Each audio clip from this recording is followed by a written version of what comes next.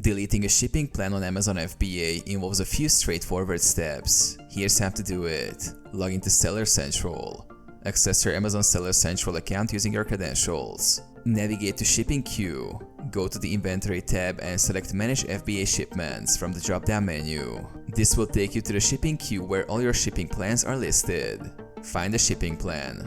Locate the shipping plan you want to delete. Shipping plans are listed with their statuses, such as working, shipped, or closed. Delete the plan. Click on the name of the shipping plan you wish to delete to open its details.